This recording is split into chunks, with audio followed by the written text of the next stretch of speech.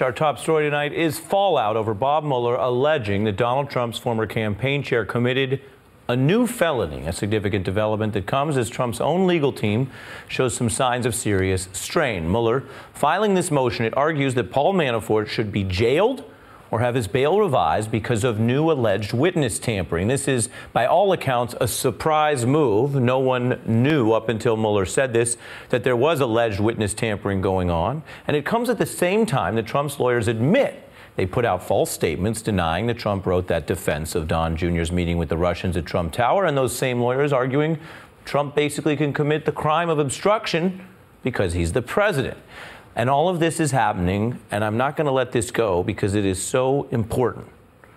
This is all happening while the current president has been making the truly bizarre claim that he can pardon himself. But pardons are for criminals, for people who are convicted or think they need protection from likely conviction for their crimes. Now, Trump's defenders have argued that any focus on obstruction is a kind of a sour grapes for a lack of collusion evidence, that it's a kind of a runner-up to any real crime that didn't actually occur. Now, as we've reported here, that's not a serious legal argument. Obstruction is a felony, but it could have some appeal to the general public or to Congress, which may ultimately adjudicate issues with the president. Now, put that in the context here of tonight's news, which shows something else. It shows hints of something far worse, potentially, for the White House. Elements of ongoing and even coordinated obstruction in order to try to prevent Bob Mueller from gathering the evidence of, yes, other crimes. That is to say, not just imaginary obstruction for its own sake. And there are also signs in this filing, now that we've all digested it, that Bob Mueller is winning this part of the battle. The new motion against Manafort alleging that his tampering with an open case is, quote, obstructive conduct, listing evidence that he secretly tried to contact witnesses to influence their testimony and to conceal evidence. And the evidence, well, a lot of it we can see. It already includes a sworn public declaration from an FBI agent detailing how Manafort basically clumsily tried to use a secret encrypted messaging system to reach witnesses in the hopes that Mueller would not find out. But Mueller did find out. And in his argument that Manafort should probably be jailed before trial, he lists out some of those texts, emoticons, and everything. The filing is from Mueller and Andrew Weissman. He's the aggressive prosecutor that Trump's own lawyer has complained about. In fact, back on the beat in April, he alleged that this very prosecutor would try to set Trump up. It depends on who's asking the questions. If the deputy chief, Andrew Weissman, is behind the asking of the questions, then it's for the purpose of setting him up, because among the people he's indicted, there'll be one or two people who will be cooperating in former witnesses. That lawyer knew Weissman's rep for pressing witnesses into flipping. Now, one way to do that is to just scare them in general. Another is to find a lawful means to jail them before trial, which means the thing that might scare them at the end of the trial, day-to-day life in prison, that can come way earlier. Now, is that legit? Sure. Bail agreements have the force of law. Violating them could put you in jail long before your trial, as Martin Shkreli learned. Former pharmaceutical exec Martin Shkreli now behind bars after offering $5,000 for a lock of Hillary Clinton's hair, prompting the judge to revoke his bail. Violating bail can also raise the cost of the bail agreement you're under. Lindsay Lohan learned that after her DUI case, which caused a spike in her bail of $200,000. Now, that alone could put more pressure on Manafort, who recently faced reports he's running low on funds for his legal fees and looking for help from his friends. So tonight, Paul Manafort faces real risk of jail before trial. And I want to mention, before we get to our expert panel, very important larger context to that risk in our justice system. Did you know that almost 500,000 people are in jail right now awaiting trial, presumed innocent but too poor to afford bail? Now, Paul Manafort is rich, so he has avoided that fate so far. Although when you think about it, he stands accused of getting rich by laundering money and committing several felonies. If Mueller's evidence holds up, Manafort really did commit another crime while on bail, trying to tamper with and obstruct this Russia probe. Consider what it takes for him to spend just one day in the life of poor defendants accused in America of far, far less. for all this talk of witch hunts and deep states, you are still more likely to walk the streets as a rich man caught up in a collusion and money laundering international probe than a poor man caught up in, say, everyday drug use. I turn now to former Watergate Special Prosecutor Nick Ackerman and Neera Tannen, a former top aide to Hillary Clinton and president of the Center for American Progress. Nick, how real is it, as we say, for Paul Manafort, and speak to the bail system, which has Paul Manafort out because of his money, whereas, as I just showed, a lot of other people are in because they don't have money? Well, I don't think the money's going to do him any good now. No? He is toast. There's 2 witnesses that will testify against him that are corroborated by Paul Manafort's own words in emails that show that he was trying to tamper with these witnesses to get them to give a false story at his trial. So you think the judge will respond to this by jailing Paul Manafort? How likely do you think that is? I absolutely think that's what's going to happen. And what's even more significant, if you look at this filing that was filed yesterday in federal district court by Mueller. Mueller and Weissman, yeah. Right, where it really kind of lays out what the witness tampering here is. It's a corrupt persuasion occurs where a defendant tells a potential witness a false story as if the story were true, intending that the witness believe the story and testify to it, and where a defendant tries to persuade a witness to give a false story. What's really interesting here is that applies on all fours to Donald Trump and his write-up on what Don Jr.'s statement was with respect to that June 9th meeting. That was a false statement that Don Jr. later gave to the Senate committee, later gave to investigators, and it's a false story that Donald Trump has put out there for all of his minions to follow. So if we're talking about Paul Manafort, we also ought to be talking about Donald Trump. Paul Manafort is known to consider himself tough, to not break. If you are right and he is jailed, and he has been around the world and he's dealt with all sorts of sundry individuals, do you see him as being more likely to break if he's in jail before trial? Well, let me say this. Before trial and after trial, if they charge him, which they well could, with witness tampering, which is a 20-year felony, I think this felony carries more years than any of the other felonies that he's charged with. He's looking at life in prison at this time. So he's got to make a very significant choice. It's either him or it's the higher-ups that he knows about. Neera, your view of this as something of a political adversary of this individual. You held a high role in the Clinton campaign. He held a high role in the Trump campaign. And this behavior, as alleged, certainly makes him look guiltier than if it were not alleged tonight. Absolutely. Let's be clear. The reason why you tamper with a witness is because you're guilty of the underlying crime. If you're not guilty of anything, there's nothing to tamper.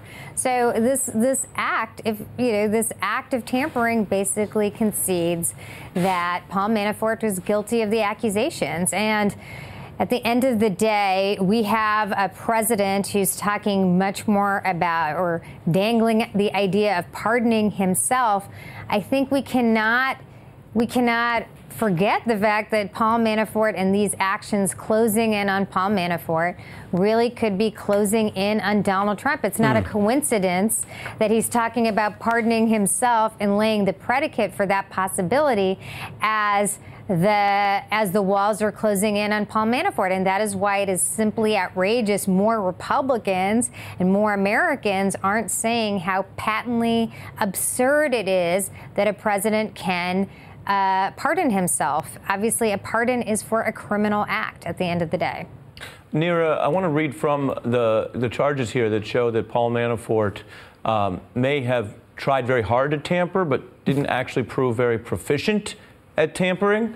The government confirmed the messages were sent by Manafort. They reviewed his iCloud account with a court-authorized search.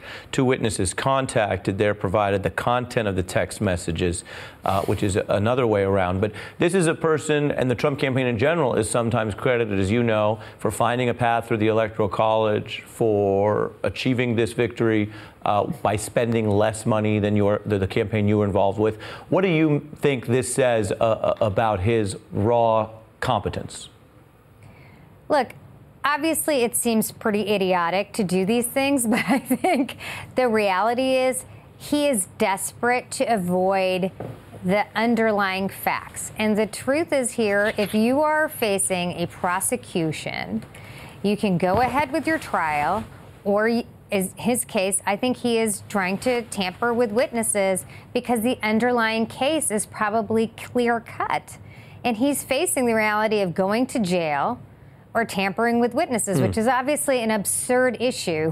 But I don't think we should take away the fact that he seems like he's kind of moronic, that he can't be a criminal. I mean, obviously, a lot of criminals do really stupid things. So no, they're they're usually the criminals we know most about. We catch them because they do dumb things. Some of the more brilliant criminals tend not to be identified. Absolutely. And I think in this case, look, he did a obviously stupid thing, but the alternative may well have been a clear-cut case that he would go to jail. So he's facing jail time on either way, on either route, and he tried to avoid jail time, and he obviously exacerbated his problems. Well, and that really, you say that he tried to avoid it and made it worse, which brings us to Franklin Foer. He's covered Manafort extensively. I should mention for the Atlantic, I believe, the New Republic. Atlantic. I shouldn't have doubted myself. You know, Nira mentions this. In his latest piece, I want to mention Paul Manafort loses his cool. Nira mentions whether Manafort's desperation or his attempt to run here brought him back to the original sin, which would be committing felonies. You know, Bob Marley said, you're running and you're running and you're running away. Right. But you can't run away from yourself, Franklin. He's a drowning man. Walk us through your assessment of him, because you've spent a great deal of time studying him as a person. Well, I mean, there's a lot of predicate in the rest of his career. I mean, he's been a guy from the very beginning who's observed very few moral limitations. He's set the rules for Washington. He's continued to push the envelope throughout his career. But then you get to this moment where this guy who's normally extremely strategically minded suddenly loses his cool. He's acting with emotion. He's not acting with detachment. He's a drowning man willing to take all sorts of absurd risks. Everything in every Mueller filing suggests that he was being watched, that even encrypted communications would be observed, and yet he took this absurd risk that's completely out of, that should be out of character for him, but when you're panicked, you're willing to do things that you wouldn't do in other circumstances. So look at what he said during the campaign when he was pressed on the very issues which are underlying in this criminal complaint, including unregistered foreign lobbying and serving foreign masters while working for free for Donald Trump. I wonder if he was lying when he said the following. Take a look. Has Mr. Trump asked you to stop working for certain clients, stop doing work in Ukraine if it's against America's national security? Well, the work I was doing in Ukraine was to help Ukraine get into Europe, and we succeeded. But I'm not working for any clients right now other than Mr. Trump. And are you going to make a promise in the future that if he's president, you'll be careful what clients you take? I'm always careful what clients I take. Got that canary in the coal mine smile there. Franklin, number one, isn't it part of the allegation that he continued to try to serve foreign interests or make whole certain debts during the pendency of the campaign? That's the obvious lie. And then second, the more debatable one, is he always careful with the clients he takes? No, absolutely not. I mean, he's been willing to work for the world's worst thugs and goons for over the course of decades. And here, he had one primary client for over the course of the last 10 years of his career, which was the pro-Russian clique of gangsters who were running Ukraine. And he was so entangled with them. It wasn't just a pure consulting relationship. He had business relationships with a lot of these guys. And those relationships were things that were not easily severed. And there were a lot of untidy endings to his business affairs that he clearly was trying to deal with as he was running the Trump campaign. Nira, let me read the response from Paul Manafort's spokesman today. Mr. Manafort is innocent. Nothing about this latest allegation changes our defense. We will do our talking in court.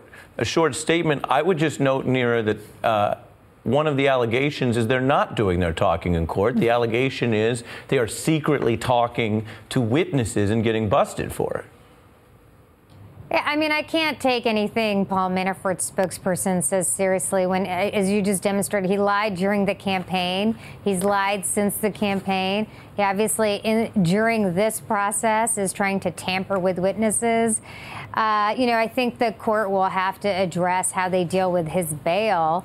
But the fact that he's likely heading to jail ahead of this trial, we can talk a lot about Paul Manafort, and we should, but obviously Paul Manafort knows a lot about what Donald Trump was doing. He has keen knowledge about this infamous meeting. He has keen knowledge about Donald Trump and his mindset during this entire campaign, particularly when he asked for Russia for help, and all throughout this period. He kept in touch even after he left the campaign. So he's a vital witness for Mueller, who is, looks like he is in a prime spot given the level of pressure on him to flip on the president or anyone else associated. Yeah, it's a big one. Neera Tannen and Franklin Foer, I want to thank you and turn to the other wild part of this story with another guest. There is something really odd we've alluded to about exactly how Manafort got caught. He was using this secret encryption software, which was his attempt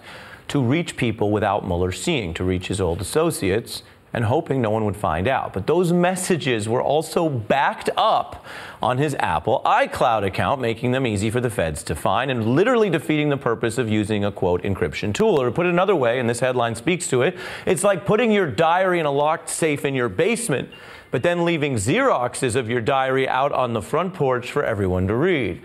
Now, I want to bring in Chuck Nice, who's guest hosted on The View on ABC and been on our show before, and I want you to know why you're here, Chuck. Please tell me. Just give me a second while I finish writing in my diary, which you are welcome to read. We thought about having in an encryption expert, and then we thought, we don't actually need an encryption expert.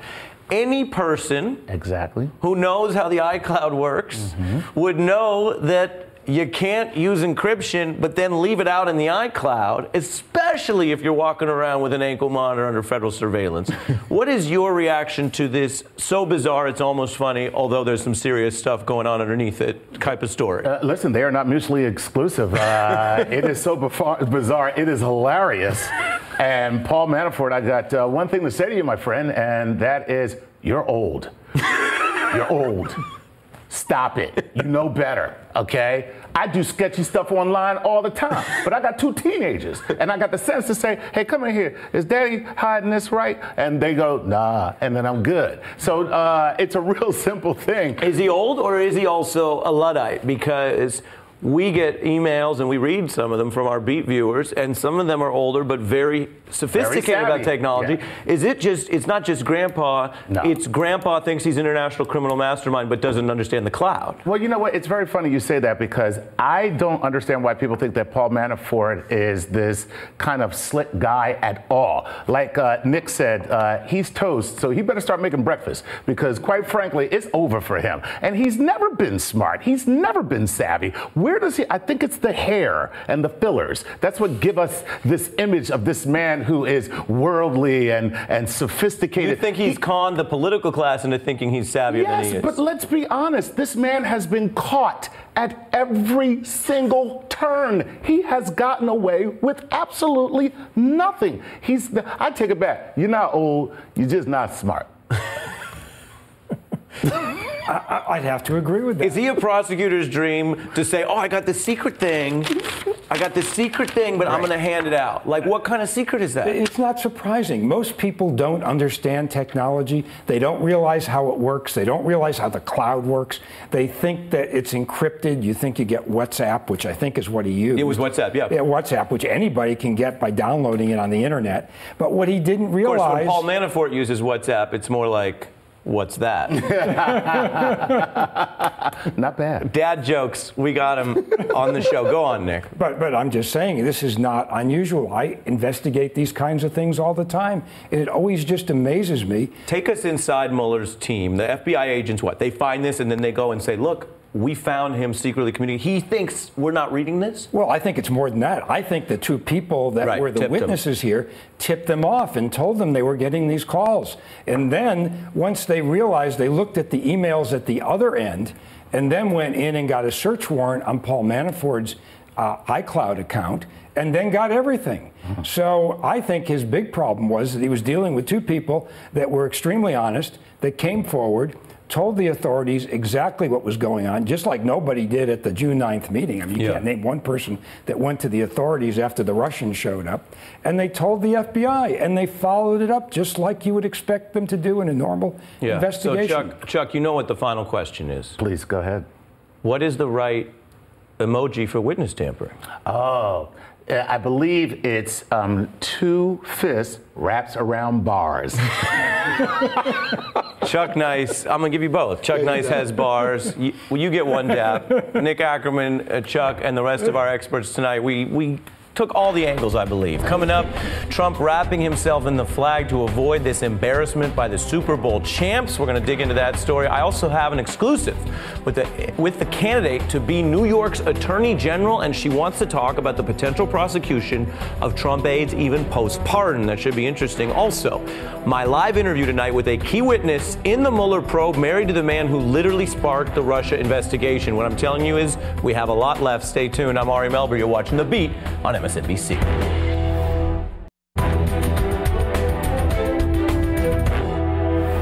Today, the Super Bowl champion Eagles were supposed to be at the White House, but after President Trump realized many were boycotting the ceremony, he tried to flip the script and claim he was boycotting and canceling the whole event. And then he returned to his chosen feud with NFL players. Now, as you listen to Trump today, keep in mind, not one Eagles player kneeled during the national anthem last season, although some, as you see there, did kneel in prayer.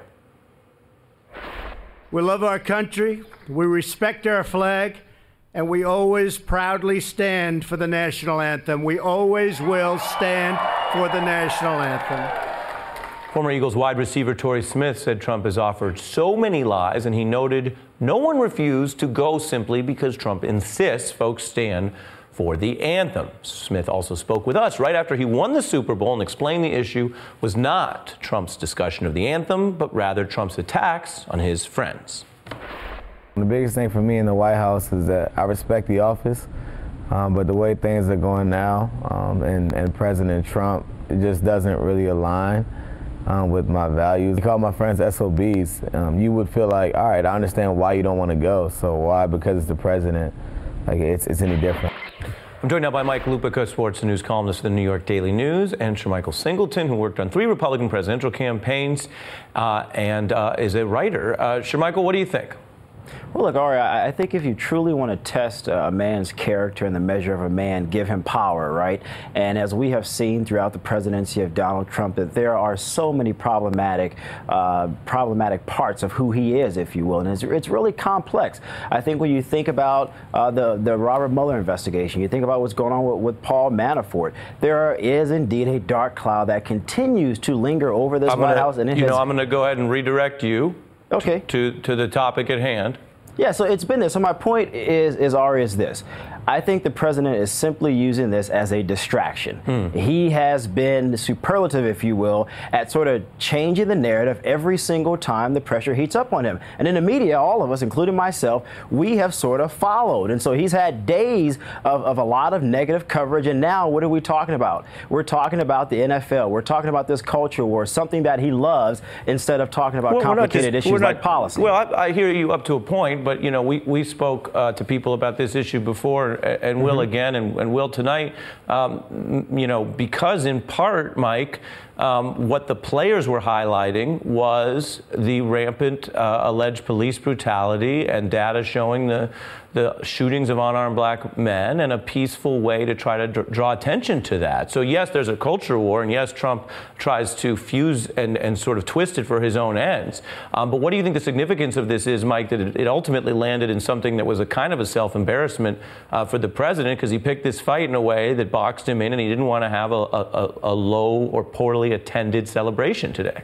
Yeah, I mean, what struck me about this whole thing, Ari, it's like he was saying to the Eagles, wait, you're saying you won't go to the prom with me? No, I'm not going to the prom with you. In fact, I'll have my own prom with marching bands at the White House. And this would be funny, except this is still serious business. I don't know how many times we've talked about this.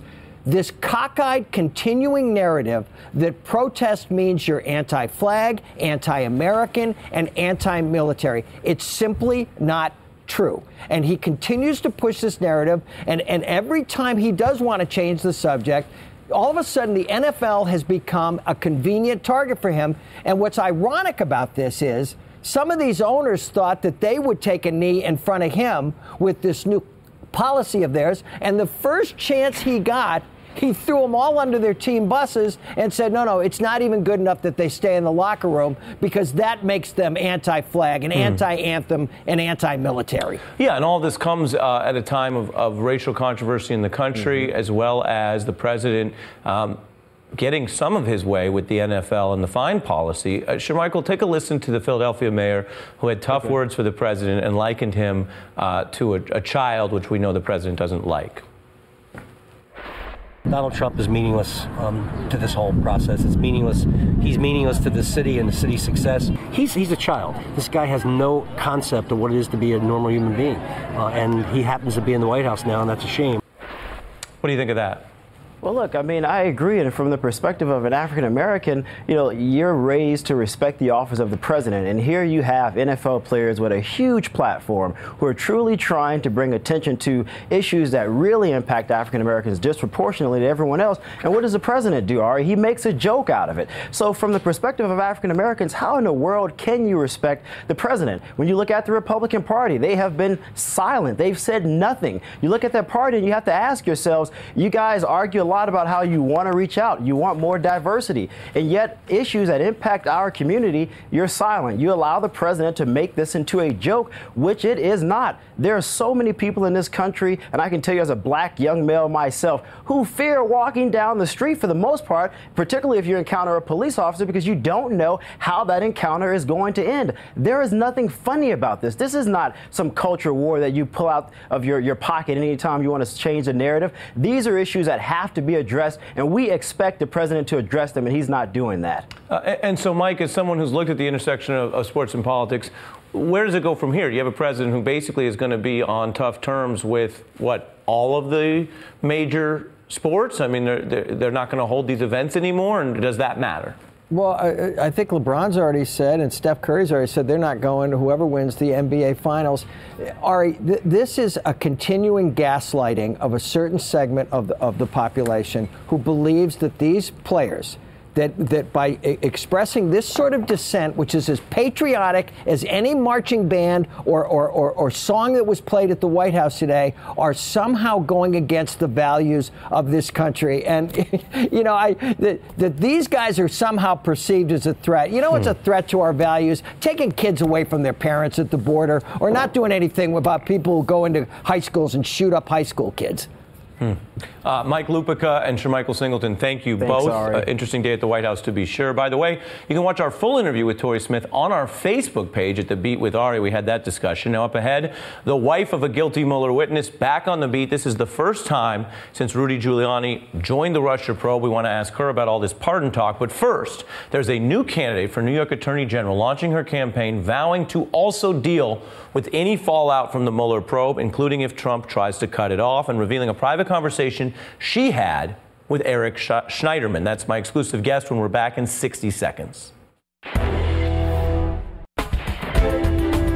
The other top story tonight, there is a new candidate to replace former New York Attorney General Eric Schneiderman. Today, in fact, right outside of Trump Tower, Fordham law professor and a constitutional law expert, Zephyr Teachout, announcing her candidacy with a focus on, yes, the man behind Trump Tower. The owner of this tower, Donald Trump, is tearing apart the very fabric of our nation. He mocks the law and those entrusted to enforce it. Trump believes he can pardon himself. He is saying, I am justice and justice is me. When I am the next Attorney General of New York, we will show the world what justice really looks like. Teachout filed a suit accusing Trump of violating the Constitution's Emoluments Clause and also says she pressed Eric Schneiderman twice, but he didn't act. She made that point today regarding Trump and the law. The president and his businesses are not above the law. It is through the Trump Organization, headquartered here in New York, that he has turned the presidency into a personal ATM. engaging in business deals aimed at funneling money from foreign governments into his own pockets. Here, he has turned our democracy into a kleptocracy. This is not just shots at Donald Trump from afar. What I'm about to show you, which again is new today, has national implications for what, for many people, is the biggest story in the country. What will happen if Donald Trump uses or abuses his pardon power? President Trump, you may think you can pardon associates to protect yourself, but you hold no get-out-of-jail-free cards for people who violate the laws of the state of New York. No one is above the law. Zephyr Teachout is back on the beat. Thanks for being here. Great to be back. A big day for you. Yes. Why are you making an issue of potential use of pardons for crimes in New York State that have not been yet charged, let alone convicted? Well, in this past week, Donald Trump and his lawyers have made a series of claims, essentially saying they're above the law. Trump has acted in a way to signal that he might be willing to pardon associates in order to protect himself, a self-serving pardon. And what we need to make very clear is that a presidential pardon of federal crimes will not cover all state crimes, that those associates would still be vulnerable to prosecution under New York state law, even under existing New York state law with its double jeopardy statute, if there are separate crimes that cover different acts than the federal acts. And there's reason to believe that there would be, for many of his associates, a lot of separate New York crimes. New York has very extensive, powerful bank fraud laws, money laundering laws, bribery and larceny laws. Do you think there's public evidence that would make you confident in bringing those charges against potential Trump aides? What I am saying is that we need to be investigating and to be ready for that. That the incredibly important investigation and work by Mueller shouldn't then preclude states being prepared for the constitutional crisis that would happen if Donald Trump engages in this protective pardon. It sounds like you are asserting a relatively nuanced analysis of the fact that there is this possibility under state law, which has gotten a lot more attention than usual. Yeah. What about the fact that you are a candidate running for office, and some people will hear what you're saying and think that you're nodding and winking and basically pledging to go after political opponents, or that your plan is to go charge Trump associates? Would they be mishearing you if that's their impression? The Attorney General of the state of New York's job is to uphold the law for all, rich and poor alike, powerful and weak alike. And as we are facing this real threat of a presidency that disrespects the law, openly disrespects the law, it is incumbent upon all the states, and in particular New York State, because here in New York, this is the center of his I'm pressing you as a candidate. Yes. If someone says, "Oh, I'm going to vote for Teachout because she's going to go prosecute the Trump people," is that the wrong reason to vote for you? What people should hear is that I will not be cowed by presidential pardons or efforts to get out of the law. Okay. Let me also play your discussion of the person who just lost this job after very serious allegations, highly verified, of domestic abuse. You brought up Eric Schneiderman today. I sat down with him with a stack of legal precedent and told him New York State should sue the president for violating the Constitution because the violations are happening here in New York. He did not act. I pressed him to use business law again. Eric Schneiderman did not act. You're not only criticizing the allegations regarding his personal misconduct, which may itself constitute crimes. That's under investigation. It also seems important to you to criticize him as being what? Insufficiently tough on these issues? I think the important point here is that New York law, in business law 1101 and other statutes, provides the state attorney general with these really powerful tools to investigate fraudulent behavior in the Trump businesses, and that one of my priorities as attorney general would be engaging in investigations of business fraud. Why do you think Schneiderman didn't act? The second point is that there are new legal theories, and I have been engaged in this lawsuit, the emoluments lawsuit. But you say here, you know, this is part of my job. Yeah. You say Schneiderman didn't act. I mean, these are your words. Why is it important to you to hit that point? It's important because I think people look at what's happened in New York, and they are rightly proud of the 100+ lawsuits that New York has filed, and those are important lawsuits. It was really important to stand up against the Muslim ban. Really important to stand up against the illegal rollback by Scott Pruitt of EPA regulations. But a lot of the existing litigation has been focused defensively and focused on official presidential acts. Mm-hmm. There are opportunities that we're not taking, and we're in a constitutional and corruption crisis. And those include... I just have to get in the final question, because you're talking about running for this office here. Based on what you know, do you think it is possible that Eric Schneiderman should face prosecution? You know, my focus today is on what we in New York can do about the constitutional and corruption crisis. And there's so much more we can do. So when I am an AG, our focus is going to be Trump, Albany corruption, taking on corporate fraud, and mass incarceration. And I think that's what people want to know, is where you're going to put your energy. You mentioned mass incarceration. We were talking earlier in the show about also a lot of the bail issues and economic disparities there. So we'd love to have you back to talk about a lot of this. I know it's a big, busy time for you, and I appreciate you coming on The Beat. Yes, thanks for having me. Up ahead, The Beat interview with a key witness in the Mueller probe. Simona Mangiante has talked to Mueller's team. She's married to the first person to plead guilty in the probe and joins me next.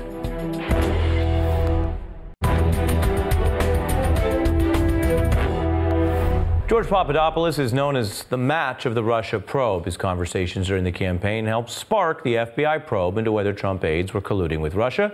He was the first person to plead guilty, and his wife, Simona Mangiante, is here live tonight to discuss the road ahead and what convicts like her husband do think of Trump's rising talk of pardons. Now, we first spoke after her interview with Mueller's investigators, where she said they were professional and that she was happy her husband was cooperating after pleading guilty to lying to the feds. Lately, she's struck somewhat of a different tone online, retweeting Donald Trump's reference to lives destroyed by Mueller and noting, well, there may be light at the end of the tunnel and that he could be remembered like John Dean. I'm joined now by Simona Mangiante, wife of George Papadopoulos. Thanks for being here.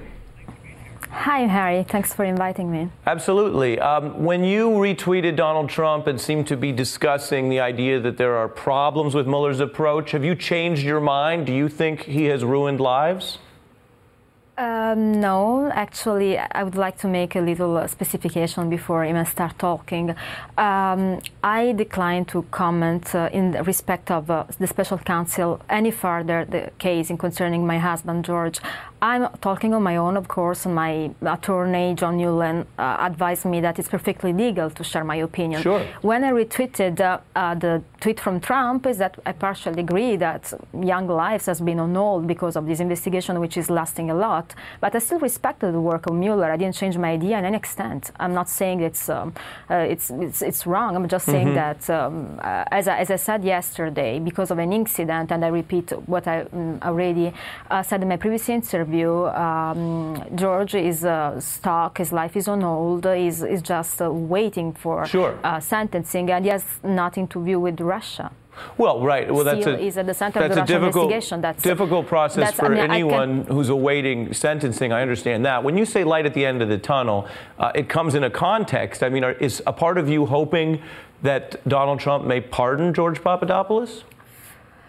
First of all, George pled guilty for lying to the FBI. This is a crime. There is a misunderstanding about my mention to pardon. Of course, he did a mistake. He took responsibility. He got confused, in my opinion. Again, I'm always talking on my by myself. I'm not talking on George's behalf. I just want to make it clear. So everything I say reflects exclusively my own opinion.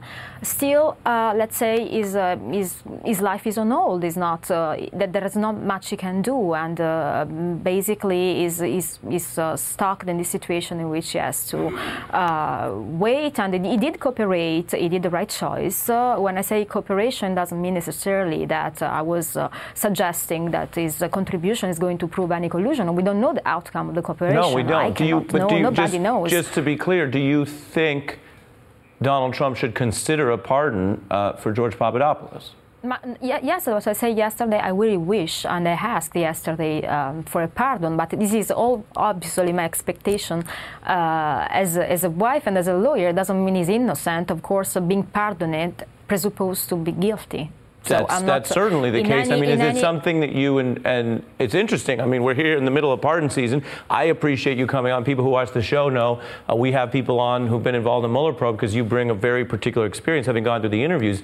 Is the potential pardon something you've discussed with George or anyone affiliated with the Trump team? No, absolutely not. Actually, his lawyers were not happy at all, me mentioning on TV the pardon, but I'm my own person and I really have this expectation. I really hope, mostly in the light of the circumstances that came out recently and became public recently, I think they would completely justify and make a pardon appropriate in his case and deserved.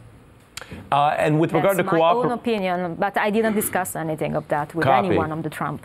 And briefly, with regard to cooperating, do you know, did George ever offer to do any extra steps, to wear a wire or anything like that during this process?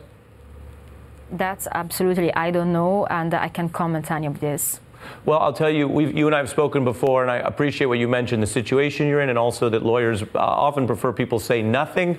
I'm familiar with that concept, but as a journalist, we do appreciate when people will share something, and so it's always interesting. Of course. Simona Mangianti, thank you for coming on.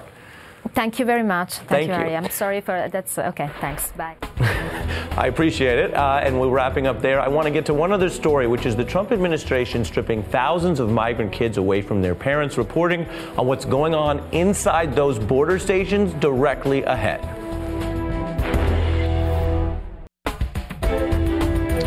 For a stark reminder of just how unusual the current president's approach to immigration is, consider Republicans, 2 future Republican presidents in 1980. We're creating a whole society of really honorable, decent, family-loving people that are in violation of the law. These are good people, strong people. Part of my family is a Mexican. Rather than making them or talking about putting up a fence, why don't we work out some recognition of our mutual problems, make it possible for them to come here legally? Make it possible for them to come here legally.